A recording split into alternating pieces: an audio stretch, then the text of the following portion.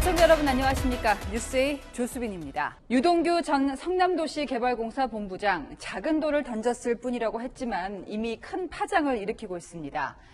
이재명 대표 최측근인 김용 민주연구원 부원장이 구속된 후로도 민주당은 말만 있지 증거가 어디 있냐 조작 수사라는 입장이었죠. 그러나 유 전 본부장 말을 뒷받침할 만한 물적 증거를 검찰이 확보한 것으로 채널의 취재 결과 확인됐습니다. 돈을 건넨 과정이라고 진술한 시간과 장소, 일치하는 출입 기록과 CCTV 영상이 나왔다는 겁니다. 오늘 첫 소식으로 이은우 기자가 단독 보도합니다. 성남시 분당에 있는 대단지 아파트. 성남도시개발공사 전략사업실장을 지낸 정민용 변호사가 지난해까지 살던 곳입니다. 검찰은 남욱 변호사 측 자금이 처음 정민용 변호사에게 전달된 장소로 이 아파트 지하 주차장을 지목했습니다. 이곳에서 남 변호사 측 직원이 정 변호사에게 전달한 자금은 유동규 전 본부장을 거쳐 김용 민주연구원 부원장에게 전달됐다고 검찰은 보고 있습니다. 모두 유동규 전 본부장과 남욱 변호사 등의 진술을 근거로 한 겁니다. 검찰이 이 진술의 신빙성을 확인하기 위해 확보한 건 주차장 차량 출입 내역입니다. 유 전 본부장 등이 지목한 시기를 집중 분석했더니 실제로 남 변호사 측 직원이 주차장에 드나든 기록이 남아 있었던 겁니다. 이 직원은 돈을 건넨 횟수와 장소, 금액이 포함된 메모장을 작성한 인물이기도 합니다. 검찰은 여기에 더해 보존 기한이 남아있던 주차장 CCTV까지 확보한 것으로 전해졌습니다. 유 전 본부장은 자신의 진술이 검찰 회유에 따른 게 아니라고 잘라 말했습니다. 회유 있었다는 얘기가 많은데 그거에 대해서 좀 말씀 좀 해주세요. 최소한 뭐에 회유되지는 않습니다. 어떤 이유로 진술을 이제 바꾸게 되신 건지? 진술 바꾼 적 없습니다. 검찰은 오늘 김 부원장을 구속 후 처음 소환해 대선 자금용으로 자금을 받은 게 맞는지 캐물었습니다. 채널A 뉴스 이윤우입니다. 네, 한편 이재명 대표 측근으로 구속된 또 다른 인물이 있죠. 이화영 전 경기도 평화부지사. 쌍방울 그룹으로부터 뇌물을 받은 혐의로 재판에 넘겨졌는데 이 뇌물을 어떤 방식으로 또 어떤 대가로 받았는지 검찰 공소 사실에서 드러났습니다. 공무원이 되고 나서도 불법 사용한 법인카드 결제 횟수가 2,972번, 3,000번 가까이 되는데요. 쌍방울은 주가가 오르기를 기대하면서 금전을 제공했다. 이게 검찰 쪽의 판단입니다. 손인혜 기자입니다. 이화영 전 경기도 평화부지사가 쌍방울 사회이사를 그만두고 부지사에 취임한 건 지난 2018년 7월. 이 전 부지사는 이전에 쌍방울 계열사로부터 받은 법인카드를 반납하고 계열사 총무팀장 명의의 새 카드를 받습니다. 공무원으로서 쌍방울 카드 사용 사실을 외부에 숨기기 위한 의도였다는 게 검찰의 판단입니다. 검찰은 이 전 부지사가 부지사와 킨텍스 대표이사를 지낸 3년여간 쌍방울 계열사 법인카드를 2,972번 사용했다고 파악했습니다. 사용액은 1억 9,900만 원에 이릅니다. 결제 내역엔 마사지비와 가전제품 구입 등이 포함돼 있었습니다. 2020년 3월부터는 차량 2대를 교대로 제공받는 등 총 3억 2천만 원의 불법 정치자금을 수수했고 이 중 2억 6천만 원은 뇌물죄가 적용되는 공무원 시절 받은 금전입니다. 이 전 부지사는 지난달 28일 새벽 구속됐고 한 말씀만 부탁드릴게요. 뭐였는지 잘 설명할게요. 이달 14일 재판에 넘겨졌습니다. 검찰은 쌍방울이 이 전 부지사 등을 통해 북한과의 사업에 우선적인 참여 기회라는 이권뿐만 아니라 계열사 주가 상승의 이익을 얻었다고 판단했습니다. 한때 법정 관리에 들어갔다가 쌍방울 그룹에 편입된 나노스의 주가는 2018년 대북 수혜주로 꼽히며 코스닥 시가총액 3위까지 올라섰고 2019년에도 고가를 이어갔습니다. 채널A 뉴스 손인혜입니다. 네, 앞서 검찰이 물적 증거를 확보했다는 소식 단독 보도해드렸습니다만 일단 오늘은 이재명 대표도 결백을 주장했고요. 또 민주당 차원에서도 노무현 전 대통령을 언급하면서 검찰을 맹공격했습니다. 특히 민주당은 윤석열 대통령에게 모레까지 특검을 수용하라며 시일도 못 박았습니다. 김유빈 기자입니다. 더불어민주당은 검찰의 불법 대선 자금 수사를 조작 수사라고 주장하며 보수 정권에서 진행된 과거 수사를 언급했습니다. 대선 자금 수사는 노무현 전 대통령을 향한 논두렁 시계와 의자가 돈을 먹었다는 한명숙 전 총리 사건을 떠오르게 합니다. 정권이 바뀌자 진술이 바뀌고 대선 자금으로 둔갑했습니다. 유동규 전 성남도시개발공사 본부장이 이재명 대표가 몰랐을 리 없다며 추가 폭로를 예고한 것에 대해서도 회유와 협박 가능성을 언급했습니다. 회유와 협박을 모기로 한 조작과 허위가 있었을 것이다. 이재명 대표는 물론 더불어민주당도 부정하고 불법한 대선 자금에 단 한 푼도 관여된 바가 없습니다. 윤석열 대통령을 향해서는 25일 시정연설 전까지 야당 탄압을 사과하고 특검을 수용하라고 촉구했습니다. 거부하면 시정연설을 보이콧하겠다는 겁니다. 신뢰 회복을 위한 최소한의 사과조차 없다면 민주당은 대통령의 시정연설을 결코 용인할 수 없습니다. 검찰 수사와 관련해 어제 하루 침묵했던 이재명 대표는 오늘 다시 결백함을 강조하는 SNS 글을 올렸습니다. 대장동 일당을 겨냥해 자신들이 가질 개발 이익을 공공개발한다며 빼앗은 이재명이 얼마나 미웠을까. 원수 같았을 이재명의 대선 자금을 그들이 줬겠냐고 반문한 겁니다. 지난 21일 특별 기자회견 때 언급한 것과 같은 내용입니다. 민주당은 대선 전 발의한 대장동 특검법을 수정해 이르면 이번 주 내로 새로운 특검법을 발의할 계획입니다. 채널A 뉴스 김유빈입니다. 이 죄를 덮으려고 악수를 뒀다. 이재명 대표는 이제 무대에서 내려오라. 국민의힘에서 오늘 나온 발언들입니다. 민주당이 시일까지 못 박아도 특검만큼은 절대 협상에 응하지도 않겠다는 거죠. 홍지은 기자입니다. 국민의힘은 민주당이 특검 수용을 재요청한 지 1시간도 안 돼 거부 입장을 밝혔습니다. 시간 끌기, 또 물타기, 증거인멸 이런 용이라고 보기 때문에 특검법 관련해서는 전혀 협상 자체를 염두에 두고 있지 않습니다. 민주당이 대통령 시정연설 보이콧을 시사한 데 대해서는 국회법 84조에 규정된 책무라며 그대로 진행하겠다는 입장입니다. 시정연설은 듣고 싶으면 듣고 듣기 싫으면 듣지 않는 그런 내용이 아니라 국회의 책무입니다. 국민의힘은 검찰 수사가 이재명 대표를 향하고 있다며 이 대표의 사법 리스크도 부각했습니다. 수사를 막고 죄를 덮으려는 검은 속내가 훤히 들여다보이는 신의 악수입니다. 대장동의 진실이 이재명 대표의 턱 밑까지 왔습니다. 양파의 껍질이 다 벗겨지고 알맹이만 남았습니다. 정진석 비대위원장도 이재명의 돈들이 누구에게 어떻게 쓰였는지 곧 드러날 것이라며 이재명의 시간은 끝났다. 이제 그만하라고 했습니다.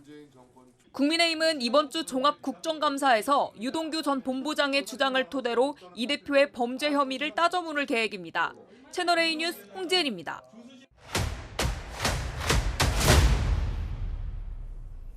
아는 기자 아자 시작하겠습니다. 4일부에 이은우 기자가 나왔습니다. 자, 이 기자 상황이 빠르게 돌아가는 느낌입니다. 김용 민주원 연구원 부원장이 구속됐고 그래도 야권에서는 여전히 검찰 수사 못 믿겠다 이런 입장이잖아요. 네, 맞습니다. 우선 이 민주당 주장을 들어보시죠. 물증이나 이제 이런 것들이 없이 유동규 씨로부터 그 증언, 바뀐 증언을 통해서 들어온 것으로 그렇게 알고 있습니다. 검찰이 물증 대신에 진술에만 의존하고 있다. 조작 수사의 가능성도 있다.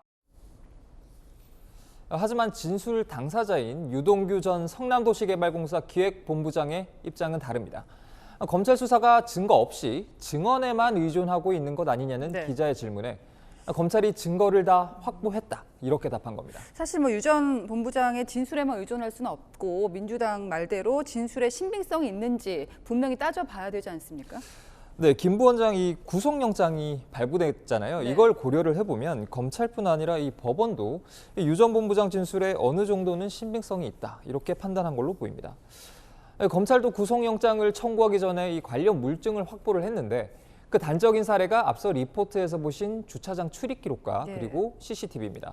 이 남 변호사 측 직원이 정민용 변호사에게 자금을 언제, 어디서 전달했는지 그 그리고 이 구체적 진술과 메모장은 확보가 된 상황이었는데요. 네. 이 시기, 이 장소에 실제로 이 직원이 왔는지 예. 다각도로 검증한 결과 이 진술과 일치한 겁니다. 근데 좀 의아했던 게요. 이제 돈이 건너갔다는 시기가 지난해 4월부터 8월이니까 이제 벌써 1년이 훌쩍 넘은 겁니다. 통상 CCTV 영상 같은 경우 이렇게 오래 보관하는 경우가 흔치 않은데 어떻게 나온 겁니까?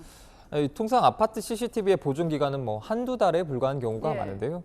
그런데 이 돈이 처음 건네진 장소, 그러니까 이 정민용 변호사의 아파트 지하 주차장 CCTV는 보존 기간이 훨씬 길었기 때문에 확보가 가능했습니다. 네.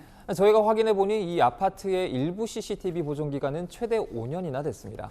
다만 이 돈을 건네는 장면이 직접 포착됐는지 여부는 아직 알려지지 않고 있습니다. 자, 유 전 본부장이 이런 말도 했습니다. 정진산 실장하고 술자리를 뭐 100번, 1000번도 가졌다. 이 상황을 모를 수가 없다는 취지로 얘기를 한 건데 이 말 자체는 근거가 있습니까? 일단 언론 인터뷰 내용은 이렇습니다. 이 대표의 인지 여부에 대해서 모르는 게 있겠느냐, 정진상이 몰랐겠느냐며 나하고 술을 100번, 1000번이나 마셨는데 이렇게 답을 합니다. 이 말의 진위를 파악할 수 있는 단서를 위례 신도시 개발 의혹 공소장에서 엿볼 수 있었습니다. 검찰은 이 유 전 본부장은 2013년 9월에서 12월경 성남시 고위공무원, 성남시 의원과 함께 유흥주점을 방문해 술과 향응을 즐겼고 네. 남욱 변호사 등이 비용을 대납했다며 이 유흥주점까지 특정했습니다. 이재명 대표가 인지했는지 여부는 앞으로 수사할 대목이지만요. 유동규 전 본부장의 술자리 발언이 아주 허황된 것은 아니라는 점을 유추해 볼 수 있는 대목입니다. 자, 검찰 수사 대상이 더 확대될 조짐도 보이는데 어떻습니까? 네, 검찰 수사의 다음 수순은 뭐 정진상 민주당 대표 비서실 정무조정실장이라는 게 이 법조계 안팎의 관측입니다. 유 전 본부장도 지난 2014년 정 실장에게 5천만 원을 줬다고 진술한 걸로 알려졌는데요. 네. 다만 정 실장은 일고의 가치도 없는 허구 그 자체라고 반박하고 있습니다. 자, 김용 부원장이 어제 구속되고 이제 첫 번째 소환 조사를 받았습니다. 이제 구속 바로 다음 날이 일요일인데 이렇게 일요일에 조사하는 거를 보면은 검찰이 매우 서두른다는 느낌이 들거든요. 맞습니까? 네, 맞습니다. 이 수사의 핵심은 김용 부원장에게 건네졌다는 8억 원이 정말 대선 자금으로 쓰였는지 이 여부입니다. 김 부원장의 구속 기한을 한 차례 연장하더라도 검찰에게 주어진 시간은 최대 20일에 불과합니다. 오늘 김 부원장 측 변호인의 이야기를 한번 들어보시죠. 돈을 받은 사실 자체를 부인하시는 건가요? 그렇죠. 당연하죠. 예. 김용 부원장 측은 구속 후에도 이 혐의를 전면 부인하는 만큼 검찰은 8억여 원의 용처와 관련된 증거를 모으는 일에 수사력을 집중할 걸로 보입니다. 예, 아는 기자였습니다. 용산 시대를 맞은 대통령실 여러 가지가 바뀌었습니다만 로고도 달라집니다. 이전까지는 청와대 모양이었죠. 이렇게 달라집니다. 그 의미는 조영민 기자가 설명해 드립니다. 윤석열 대통령 취임 5개월여 만에 공개된 대통령실 공식 로고입니다. 용산 청사를 형상화한 이미지가 중앙에 있고 대통령을 상징하는 봉황과 무궁화 문양이 청사를 감싼 모습입니다. 취임과 동시에 청와대를 개방하면서 그동안 사용하던 청와대 문양의 공식 로고를 사용할 수 없게 되자 새로운 로고를 만든 겁니다. 안정과 조화를 통한 대한민국의 자유와 평화를 기원하는 의미를 담고 있습니다. 동시에 용산 대통령실 집무실을 형상화함으로써 용산 시대의 개막과 힘찬 도약을 대통령실은 용산 집무실 문양은 새로운 용산 시대를, 봉황과 무궁화는 각각 태평성대와 국민을 상징한다고 설명했습니다. 새로운 로고는 직원용 명함과 출입증에 반영하고 대통령실 홈페이지와 내외부 장식물, 홍보물 등에 활용합니다. 대통령실은 로고의 크기와 색상, 사용 규정에 대한 매뉴얼을 정리해 다음 달부터 본격적으로 사용할 예정이라고 밝혔습니다. 채널A 뉴스 조영훈입니다.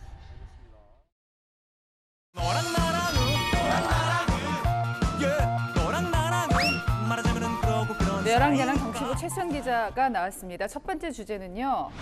수박과 갈치입니다. 더불어민주당에서 나오는 얘기입니다. 네, 최근 민주당이 수박과 갈치 논쟁으로 뜨겁습니다. 민주당 소장파죠. 김혜영 전 의원이 어제 이재명 대표님 그만하면 됐습니다. 이제 역사의 무대에서 내려와 주십시오라는 글을 남겼습니다. 당내에서 공식적으로 나온 첫 퇴진 요구인데요. 이 글에 공식 수박 인증이다, 잘 익은 수박이 있다는 등의 비난 댓글이 이어졌습니다. 민주당 지도부도 공개 비판에 나섰습니다. 우리 원내대표님 입장은 좀 다른데 김혜영 의원이 문제 사건의 실체적 진실을 알만한 위치에 계신 분이 아니지 않습니까? 섣부른 예단에 따른 입장들이 함부로 표명되어서 당내 분란을 야기시키는지 이해하기 어렵습니다. 자중해야 된다고 생각합니다. 저 단어가 민주당 대선 경선 때부터 나왔었는데 일명 개딸들이 이 대표를 비판하는 사람들을 가리켜서 수박이라는 표현 썼잖아요. 네, 수박의 겉은 초록색이지만 속은 빨간색인 걸 빗댄 표현인데요. 최근엔 수박에 이어 갈치가 등장했습니다. 저는 좀 실망스럽습니다. 지지했던 숱하게 많은 사람들이 뉴스도 못 보고 말하자면 이게 널브러져 있는데 이게 혼자 정신 차리고 주식 거래를 한 겁니다. 총알 한두 개가 내부를 향하게 되면 이건 굉장히 치명적인 게 되는 것이거든요. 갈치는 갈치를 먹고 크거든요. 지금 이 시국에서 굉장히 심각한 해당 행위에 해당된다. 아니 민주정당에서 이런 얘기 못하면 그게 무슨 민주정당입니까? 전재수 의원이 갈치라면 안민석 의원은 뭐 완전 대왕갈치 아닙니까 싶네요. 이재명 대표 사법 리스크로 당 내부 혼란이 가중되는 분위기고 최근에는 이재명 책임론도 거론되고 있습니다. 당 지도부가 함께 싸워야 할 때라며 단일 대우를 주문했지만 잠잠했던 계파 갈등이 수면 위로 떠오를 수 있다는 관측이 나옵니다. 네, 다음 주제 보겠습니다. 선동 도구인데요. 자, 중고등학생 시민단체가 11월에 대통령 퇴진 집회를 연다고 해요. 네, 어제 권성동 국민의힘 의원이 SNS를 통해 촛불 중고생 시민연대가 윤 대통령 퇴진을 위한 중고등학교 촛불 집회를 예고했다고 밝혔습니다. 실제로 이 단체는 어제 있었던 윤 대통령 퇴진 집회에도 참석해 후원 모집에 나섰습니다. 자, 지금 권성동 의원이 뭘 지적했느냐면은 이 단체에 소속된 동아리가 있는데 청소년 활동을 장려한다는 목적으로 여성가족부 또 서울시가 지원하는 돈이 있거든요. 이 지원금을 정치적으로 활용하고 있다는 거잖아요. 네, 이 단체가 공개한 포스터를 보면요. 후원 계좌 이름이 전국 중고등학생 대표자 학생협의회로 되어 있습니다. 중고협은 이 단체 산하의 동아리인데요. 올해 초에는 여가부와 서울시가 지원하는 사업에 선정돼 연 125만 원의 지원금을 받았습니다. 국민의힘 당 차원에서도 문제 제기에 나섰습니다. 상임 대표인 최준호 씨는 내란 선동 혐의로 해산된 통진당 출신입니다. 중고생도 아닌 25살의 정치 운동업자입니다. 광우병 사태 때 촛불 소녀와 같이 어린 학생들까지 거짓 선전 선동에 이용하는 일은 결코 없어야 할 것입니다. 논란이 커지자 서울시와 여가부는 활동 목적과 다르게 사용된 지원금은 모두 환수 조치하겠다고 밝혔습니다. 예, 지금 해당 단체 입장이 나왔습니까? 네, 촛불 중고생 시민연대 최준호 대표에게 직접 이야기를 들어봤습니다. 2016년 촛불 집회를 통해 만들어진 단체에서 2016년 촛불 집회 중고생 대표였던 사람이 대표를 맡고 있는 건 지금 정상적인 상황이라고 저희가 마치 부당한 예산을 받은 것처럼 호도하려는 의도가 있지 않나 싶습니다. 당연히 아예 별개의 청소년들의 동아리 활동으로 지원이 된 예산이 전혀 연관이 없고 네, 통진당 활동에 대해서도 색깔론을 씌운다고 조목조목 반박했습니다. 청소년들도 정치적 의사를 표현할 권리가 있고 그에 맞는 책임도 필요한데요. 생각을 강요하거나 억압하는 일이 없도록 하는 건 어른들의 몫이라는 점을 잊지 말아야겠습니다. 네, 최수연 기자와 함께했습니다. 네, 중국이 오늘은 최고 지도부 명단을 발표했는데요. 한 명도 빠짐없이 시진핑의 사람들로만 채웠습니다. 그 누구도 시 주석이라는 절대 권력을 흔들 수 없는 시대. 당장 대만이 느끼는 위기감부터가 상당합니다. 베이징 공태현 특파원입니다. 시진핑 집권 3기의 최고 지도부가 모습을 드러냅니다. 사면임이 확정된 시 주석을 선두로 최고 지도부인 상무위원회의 새 구성원 7명이 서열 순서대로 입장합니다. 리창 상하이 당서기, 차이치 베이징시 당서기, 딩쉐샹 당중앙 판공청 주임, 리시 광둥성 당서기 등이 새로 진입했습니다. 잔류한 자오러지와 왕우닝까지 모두 시 주석의 측근 그룹인 이른바 시자준으로 분류됩니다. 리커창 국무원 총리 대신 2인자로 등극한 리창은 내년 3월 총리 자리를 넘겨받게 될 것으로 보입니다. 자오러지는 국회의장격인 전국인민대표대회 상무위원장을 맡을 가능성이 큽니다. 我们一定牢记党的性质和宗旨，牢记自己的使命和责任。 장점인 전 주석이 이끄는 상하이방과 공산주의 청년단파 등 견제 세력이 배제되면서 덩샤오핑 이후 유지됐던 집단지도 체제는 사실상 시진핑 1인 독주 체제로 바뀌었습니다. 어제 당대회 폐막식 도중 공산주의 청년단을 대표하는 후진타오 전 주석의 갑작스런 퇴장 역시 독주 체제에 대한 반발이 아니냐는 해석도 나옵니다. 중국 관영통신 신화사는 어젯밤 트위터 영문 계정을 통해 후진타오의 퇴장은 건강 문제 때문이라며 해명에 나섰습니다. 트위터는 중국에서 접근이 금지돼 있습니다. 이런 가운데 어제 개정된 중국 공산당 당장엔 대만 독립을 단호히 반대하고 억제해야 한다는 내용이 처음 명기됐습니다. 견제 세력이 제거된 시진핑 집권 3기는 대만 문제에 있어 한층 더 강경 기조를 이어갈 전망입니다. 대만 해협을 둘러싼 미중 간 신경전 역시 더욱 고조될 것으로 보입니다. 베이징에서 채널A 뉴스 공태현입니다. 레고랜드 보증 서준 거 못 갚아주겠다. 지난달 강원도가 선언했던 채무 불이행이 우리 경제에 나비 효과를 일으켰죠. 일반 건설사도 대출받기가 힘겨워지면서 시중에 돈이 돌지 않는 겁니다. 자칫 도미노 부도 사태가 재현될까 정부가 50조 원 넘게 풀기로 했습니다. 안건우 기자입니다. 금리 인상으로 유동성이 줄고 투자 심리가 급격하게 쪼그라드는데 강원도가 방아쇠를 당겼습니다.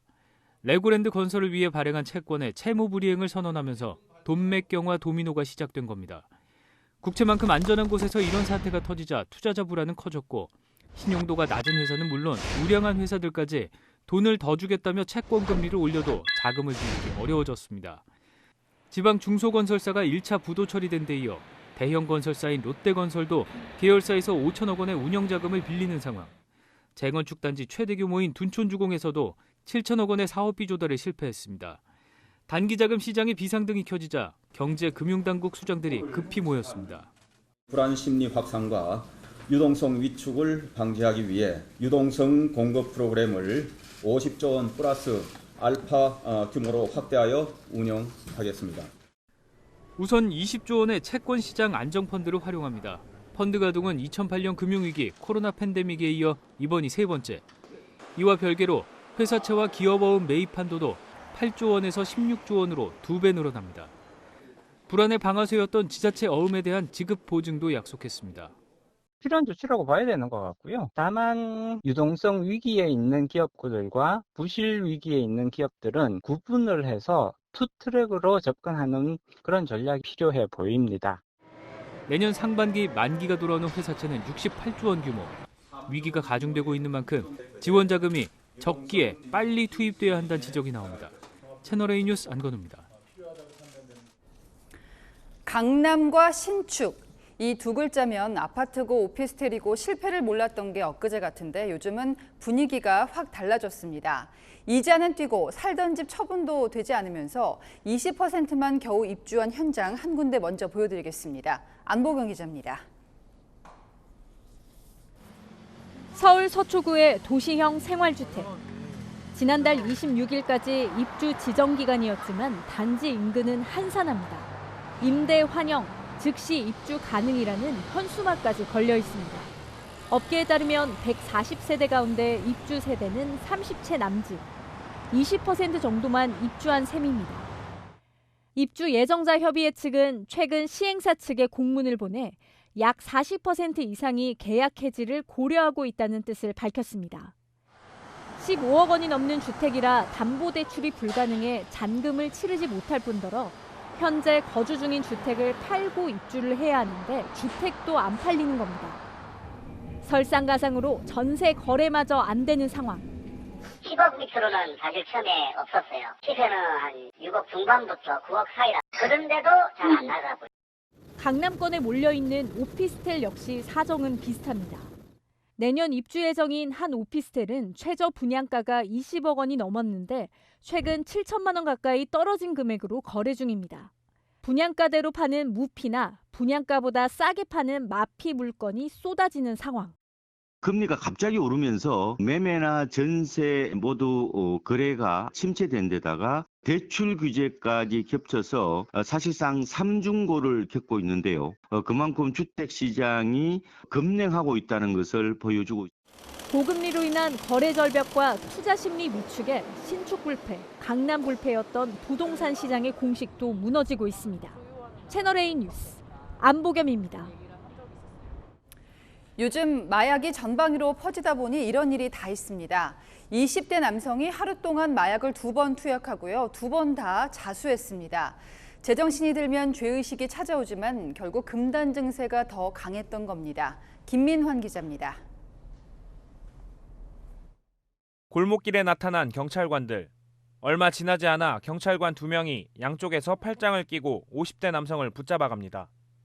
20대 남성이 서울 은평경찰서를 찾아와 채팅 앱으로 만난 남성과 모텔에서 함께 마약을 했다고 자수한 건 지난 17일 낮 12시 반쯤. 경찰은 곧바로 이 남성이 지목한 서울 종로구 모텔에 출동해 50대 남성을 검거했습니다. 경찰은 자수한 20대 남성과 함께 투약한 50대 남성을 조사한 뒤 집으로 돌려보냈습니다. 그런데 다음 날 새벽 4시 반쯤 전날 자수한 남성이 모텔에서 남성들과 마약을 투약했다며 또다시 112 신고를 했습니다. 자수한 지 16시간도 되지 않아 똑같은 범행을 저지르고 또다시 자수한 겁니다. 마약을 투약한 곳은 처음 투약한 모텔과 걸어서 3분 거리에 있는 다른 모텔이었습니다. 경찰은 객실에서 필로폰과 주사기 수십 개를 찾아냈고 마약을 투약한 남성 2명을 현행범으로 체포했습니다. 2차례 자수를 했던 20대 남성은 흥분 상태가 가라앉은 뒤 죄의식이 들어 신고를 했다고 진술한 것으로 전해졌습니다. 경찰의 1차 조사 후 금단 증상을 느껴 마약에 손을 대고는 또다시 죄의식에 빠져 자수를 했던 겁니다. 경찰은 이 남성을 포함해 4명을 마약류 관리법 위반 혐의로 입건해 조사 중입니다. 채널A 뉴스 김민환입니다. 부산이 배경이었던 영화 친구 기억나시죠? 실제 폭력 조직인 칠성파를 모티브로 만들었는데요. 오늘 이 칠성파 전직 두목이 팔순잔치를 열면서 경찰이 출동했습니다. 배우미 기자입니다. 부산의 한 호텔로 검은 정장을 입은 남성들이 무리지어 들어갑니다. 호텔 입구는 덩치 큰 남성들로 북적입니다. 잠시 뒤 수입차에서 내린 흰머리의 남성이 휠체어를 타고 호텔로 들어갑니다. 지난 2010년까지 부산 칠성파를 이끈 전 두목 이모 씨입니다.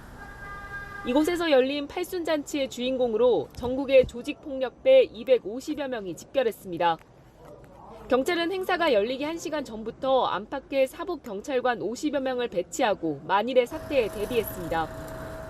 90도로 하는 깍두기 인사도 시민들에게 위화감을 줄 수 있다며 하지 못하게 주최 측에 사전 경고한 걸로 알려졌습니다.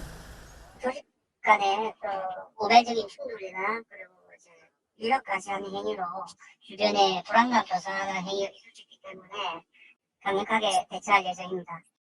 이 씨가 이끌던 칠성파는 영화 친구의 모티브가 된 걸로 알려졌습니다.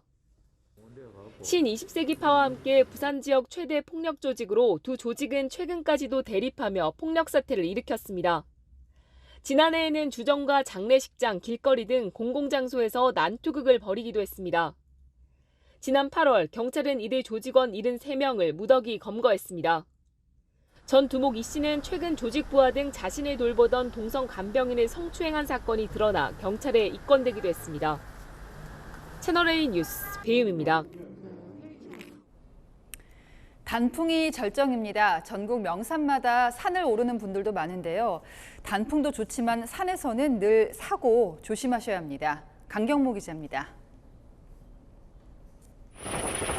구조대원들이 소방 헬기에서 로프를 타고 내려갑니다. 바위 위에 누워있는 60대 남성을 소방 헬기로 옮깁니다. 암벽을 오르다가 50m 아래로 떨어진 남성을 구조하는 모습입니다. 남성은 병원으로 옮겨졌지만 끝내 숨졌습니다. 전날에는 설악산 화채능선에서 등산을 하던 50대 남성이 100m 아래로 떨어져 숨졌습니다. 오늘도 강원 홍천군 팔봉산에서 50대 남성이 등산을 하다가 10m 아래로 추락해 병원으로 이송됐지만 목숨을 잃었습니다. 설악산을 비롯해 단풍으로 유명한 국립공원 4곳이 있는 강원 지역에서는 이달 들어 산악사고로 136명이 구조됐습니다. 단풍이 많이 떨어져서 미끄러운데 사고가 일어나기도 하고 사람들이 많이 등산하시기 때문에 혼잡해서 사고가 일어날 수 있지 않나 생각합니다. 최근 3년간 산악사고는 총 32,200여 건인데 이 중 단풍철인 10월에 난 사고가 4,400여 건으로 가장 많았습니다. 자기 체력에 맞게 계획을 세우는 게 가장 중요할 것 같은데요. 산행 전에 기상은 미리 확인하시는 게 가장 좋을 것 같고요. 산행 중 사고가 발생할 경우 국가지점 번호를 확인한 후 119에 신고하면 신속한 위치 확인과 출동이 가능합니다. 또 자갈이 많은 너덜지대와 급경사면, 안전로프가 없는 곳에서 발을 헛디뎌 다치는 사고가 많이 발생해 주의가 필요합니다. 채널A 뉴스 강정모입니다. 짓담한 건물들이 수십 년째 이렇게 거대한 흉가처럼 방치돼 있습니다. 이런 곳이 전국에 300곳이 넘는데요. 대체 왜 못 치우는 걸까요? 현장 카메라 김태형 기자가 알아봤습니다. 경기도와 강원도를 연결하는 44번 국도입니다. 저기 저 뼈대만 남은 6층짜리 건물은 지금 공사가 멈춰 있는 상태인데요. 전국에는 저렇게 공사를 못 끝내고 방치된 건물이 꽤 있습니다.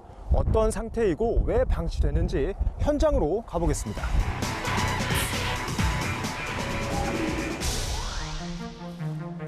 울타리에 장기 방치 건물이라는 안내문이 붙었습니다. 절반도 짓지 못해 방치된 게 벌써 27년째입니다. 서류상 사업주는 연락이 두절된 지 오래고 건물은 안전등급 최하위인 2등급까지 떨어져 사용할 수 없는 수준입니다. 그런데 출입을 막는 쇠사슬은 땅속에 묻혀 있고 타이어 자국이 선명합니다. 누군가 들어간 흔적입니다. 안으로 들어가 봤습니다. 빨간색 십자가에 온갖 잡동사니가 가득합니다. 이 건물 1층에는 창고로 쓰는 이런 가건물이 있고요. 또 바로 옆에는 이렇게 임시 부엌이 있습니다. 또 근처에는 아궁이가 하나 있는데요. 이 안을 살펴보면 최근까지 불을 뗀 듯 이렇게 숯이 남아 있습니다. 가스통까지 드러나 안전사고 위험도 커 보입니다. 주말농장처럼 왔다 갔다 해서 농막처럼 계속 이런 것 같아요. 엄연한 불법이지만 양평구는 취재진이 알려준 뒤에야 이런 사실을 알았습니다. 1층에 누가 좀 계신 것 같더라고요, 이게. 아, 진짜요? 저 갔을 때는 뵌 적이 없는데? 북한 강변에 서 있는 건물. 공사비 문제로 28년째 방치되면서 낙서와 쓰레기가 가득합니다. 주민들에게 이 건물은 큰 골칫거리입니다. 밤마다 공포 체험을 하겠다는 사람들이 몰리면서 소란을 피웠기 때문입니다. 젊은 애들이 와서 술 먹고 밤에 막 소리 지르고 막 그러고 그랬다고 넘어가고 그렇게 했다고 그러더라고요. 2년 이상 공사가 중단돼 방치된 건물은 전국에 320곳이 넘고 70% 이상은 방치된 지 10년이 넘었습니다. 조치가 시급하지만 권리관계가 복잡해 해법 찾기가 쉽지 않습니다. 충남 계룡시에 있는 장기방치 건물은 벌써 24년째 방치돼 있습니다. 공사비 지급 문제를 놓고 20년 넘게 소송이 진행 중입니다. 공사 대금을 못 받아가지고 그거 받으려고 하는 겁니다. 공사가 바뀌면 다시 또 소송을 해야 되고 바뀔 때마다. 방치된 건물은 도시 미관을 해치고 안전사고나 범죄에 노출될 수 있는 만큼 정비 계획에 따라 철거하거나 정비 사업을 하도록 돼 있습니다. 하지만 지자체도 정부도 섣불리 손을 못 댑니다.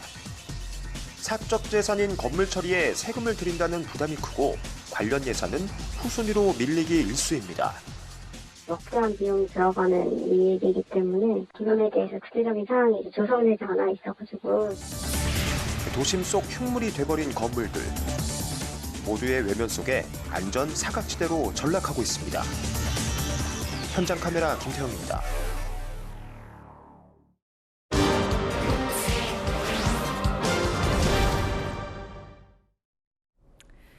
정치인들은 표를 의식할 수밖에 없고 그래서 당장 인기 있는 정책을 펴고 싶은 그런 유혹에 빠지기 십상이죠. 그러나 경제, 시장이 그렇게 생각대로만 움직이진 않습니다. 감세 정책 때문에 44일 만에 사퇴하는 영국 총리, 또 어쩔 수 없이 감세 정책을 꺼내든 일본 총리를 차례로 보여드릴 텐데요. 저성장 시대를 타개할 해법이 돈 풀기뿐일까? 우리로서도 생각할 대목이 많습니다. 세계를 보다 전혜정 기자입니다.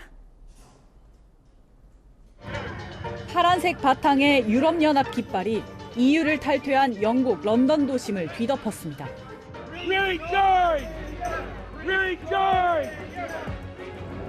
극심한 인플레이션과 에너지난의 원인이 유럽연합 탈퇴, 즉 브렉시트 때문이라며 브렉시트를 버리고 유럽연합에 재가입하라는 시위가 열린 겁니다.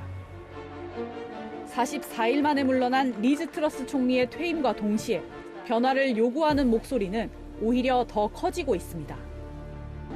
I cannot deliver the mandate on which I was elected by the Conservative Party. I have therefore spoken to His Majesty the King to notify him that I am resigning. 트러스 총리는 취임 직후 경제를 다시 일으키겠다며 50년 만에 최대 규모인 73조 원 감세안을 내놨지만 정작 실상을 뜯어보니 부자들에게만 감세 혜택이 집중됐다는 비판과 함께 파운드와 가치 폭락, 국채금리 급등이라는 위기만 자초했습니다. It was a mandate built on fantasy economics and it ended in disaster. 영국 집권당인 보수당은 최악의 경제 지표를 기록한 트러스 감세안을 되물리고 새 총리 선출 계획도 밝혔지만 민심은 싸늘합니다. No, we need a general election because it's just a cycle of rubbish. None of them are fit for the job, so yeah. 영국에서는 올 들어서 이 우유나 밀가루, 버터 등 이 빵이 주식인 영국인들이 가장 많이 소비하는 생필품들의 가격 상승폭이 컸습니다. 이 고물가와 고금리, 강달러 상황에서 세계가 긴축 정책을 내놓는 시기에 이 트러스 총리는 정반대로 이 돈풀기를 하다가 몰락을 자초했다는 평가가 나옵니다. 그래서 미 워싱턴 포스트는 이 포퓰리즘 정치가 얼마나 위험한지 교훈을 준다 이렇게 쓴소리를 던졌습니다. 지지율 하락에 신음하는 일본 기시다 내각 역시 최근 감세 카드를 내만지고 있습니다.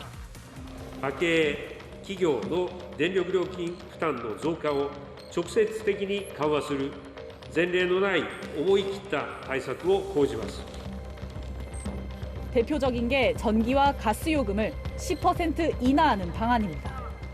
아베 전 총리의 국장 추진 과정에서의 예산 낭비 지적과 자민당 의원들과 통일교 간의 유착 의혹 등으로 지지율이 20%대까지 추락한 기시다 내각의 민심 달래기 일환입니다. 하지만 일본의 전기와 가스 요금이 전년 대비 20에서 30% 오른 데다가 10% 인하에 필요한 예산이 우리 돈으로 약 40조 원이나 돼 이를 어디서 마련할지가 미지수입니다. 특히 31년 만에 3%를 넘은 물가 상승률, 사상 최대 무역 적자, 150엔대인 엔저 현상 등 경제 삼중고 속에서 내각 지지율 견인을 위한 포퓰리즘 정책이라는 지적이 이어지고 있습니다. 채널A 뉴스 전혜정입니다. 한국 최대 자동차 경주 슈퍼레이스 마지막 라운드가 열렸습니다. 최후의 순간 극적으로 올 시즌 우승자가 가려졌습니다. 김태욱 기자입니다. 차량에서 연기가 나도 멈추지 않습니다. 방해되는 차체는 뜯어내고 달립니다. 오늘 정말 혈투가 벌어지고 있습니다. 매 라운드 새로운 우승자를 배출하며 박진감을 더했던 슈퍼레이스. 결국 올 시즌 챔피언은 김종겸의 몫이었습니다. 첫 번째 랩부터 충돌로 꼴찌까지 밀려난 김종겸. 우승은 멀어진 듯 보였습니다. 하지만 포기할 수 없었습니다. 저번 주에 저희 가족 곁을 떠나신 외할머니가 많이 이렇게 도와주신 것 같아서 외할머니 생각이 너무 많이 났어요. 우승을 위해서는 4위 안에 들어와야 하는데 하나씩 추월하더니 그걸 해낸 겁니다. 정말 말도 안 되는 일이 벌어졌습니다. 라운드 우승을 차지한 김재현과 단 1점 차, 극적인 우승이었습니다. 그냥 앞만 보고 달려야겠다, 하나하나 올라가야겠다 그 생각뿐이었어요. 김종겸은 네 번째 시즌 챔피언에 오르며 역대 최다 우승자가 됐습니다. 올 시즌은 관중들과 함께해 더욱 특별했습니다. 레이스 중간에 급유하는 피트스톱을 처음 도입하며 볼거리를 늘렸고 한밤중 펼쳐지는 야간 레이스는 색다른 재미를 줬습니다. 한여름 워터쇼와 경기장에 마련된 체험형 이벤트, 다양한 즐길거리 먹거리는 축제의 현장으로 만들었습니다. 관중들은 모터스포츠의 매력에 흠뻑 빠졌습니다. 개막전은 약 3만 명의 관중이 서킷에 몰렸고 인제 영암에서 펼쳐진 경기에도 만여 명이 넘는 사람들이 현장을 찾으며 흥행에 성공했습니다. 채널A 뉴스 김태욱입니다. 반짝이는 눈빛이 눈부시게 빛납니다. 절정을 맞이한 밀양의 사자평 옥새밭인데요. 이 넘실대는 모습이 가을의 정취를 더하고 있습니다. 며칠간 포근했기 때문에 나들이 하기에 더없이 좋았는데요. 내일 아침이면 기온이 1도까지 뚝 떨어집니다.